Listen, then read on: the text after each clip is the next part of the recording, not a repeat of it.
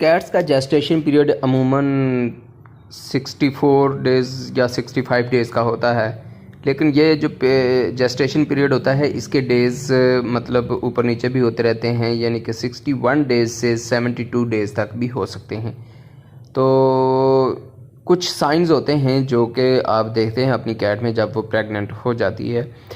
लेकिन ज़्यादातर ये मुश्किल होता है कि जो अर्ली स्टेजेस होती हैं, यानी कि 1 मंथ तक तो आपको अक्सर पता नहीं चलता कि आपकी कैट जो है वो प्रेग्नेंट है या नहीं है। तो इसके कुछ साइंस होते हैं जो फिर आपको देखने होते हैं कि आपकी कैट जो होती है वो प्रेग्नेंट है कि नहीं।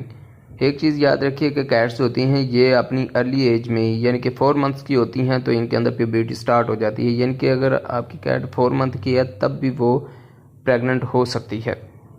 तो यानी कि अर्ली एजेस के अंदर भी कैट्स होती हैं वो प्यूबर्टी पे आ जाती हैं।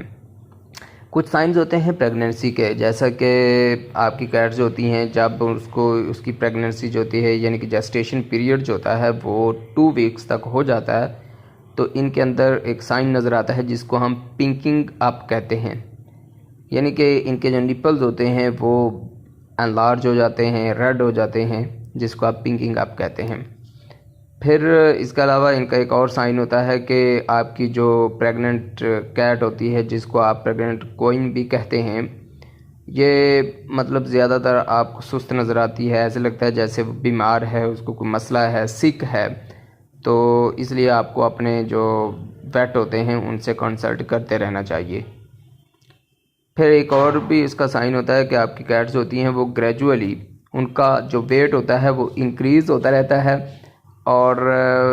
यानी कि प्रेगनेंसी के दौरान इनका वेट जो होता है तकरीबन 1 किलो से 2 किलोग्राम तक वो बढ़ जाता है। और ये डिपेंड करता है कि इनके जो बेली है उसके अंदर कितने बच्चे हैं, यानी यूट्रस के अंदर कितने मतलब किटन्स हैं, ये उनकी नंबरिंग पे डिपेंड करता है इनका जो वेट बढ़ता है। ये एक बहुत स्ट्रॉन्ग इंडिकेशन है, यानी this is a strong indication that she is pregnant. फिर इसके अलावा एक और है कि आपके जो कैट होती है उसकी एब्डोमेन वो स्वेल करना शुरू कर देगी, क्योंकि उसके अंदर किटन्स होंगे, उनका साइज़ बढ़ना शुरू होगा, तो आस्ता आस्ता उस वजह से जो बेली होगी कैट की वो भी स्वेल करना शुरू कर देगी, मोटी होना शुरू हो जाएगी। तो आपको एक चीज़ का ख्याल रखना चाहिए कि आप जो इसकी बेली होती है उसको दबाना नहीं है, ऊपर से आपने प्रेशर नहीं डालना, क्योंकि उसके अंदर रिस्क होगा कि जो किटन्स होंगे इसके अंदर अनबॉर्न किटन्स वो डैमेज हो सकते हैं, तो इसलिए आप थोड़ा सा इसे अवॉइड करें। फिर इसके अलावा जब आपकी कैट प्रेग्नेंट होती है तो बर्थ से पहले वो क्या होती है कि उसका बिहेवियर जो होता है वो मैटरनल हो जाता है, यानी कि माँ जैसी खसूसियात जो होती हैं वो बिल्ली के अंदर आना शुरू हो जाती हैं। और फिर वो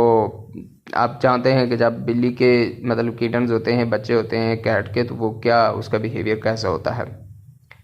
फिर आपकी कैट्स होती हैं वो मतलब फूड जो होती है वो ज़्यादातर नहीं खाती, सुस्त रहती हैं और अनसेटल्ड हो जाती हैं, तो इसलिए वो ऐसी जगह की तलाश में होती हैं जहाँ पर वो पीस महसूस करें, क्वाइट रहें, यानी कि आसानी से बैठी रहें, तो जहाँ पर वो अपनी मतलब बर्थ दें, यानी कि अपने किटन्स होते हैं उनकी बर्थ हो जाए। फिर इनका लेबर साइंस होते हैं वो भी शो होते हैं कि मतलब लेबर साइंस के अंदर क्या होता है कि इनका टेम्परेचर सबसे पहले ड्रॉप होता है और वो 37.8 डिग्री सेंटीग्रेड के अंदर आ जाता है।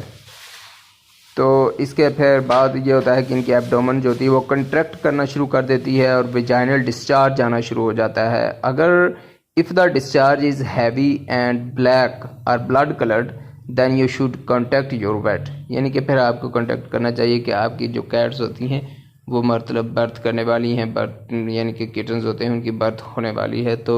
ये कुछ साइंस हैं और जेस्टेशन पीरियड के बारे में इंफॉर्मेशंस हैं। तो अगर आपको ये वीडियो अच्छी लगी है तो आप चैनल को सब्सक्राइब करें और बेल का बटन भी दबाएं।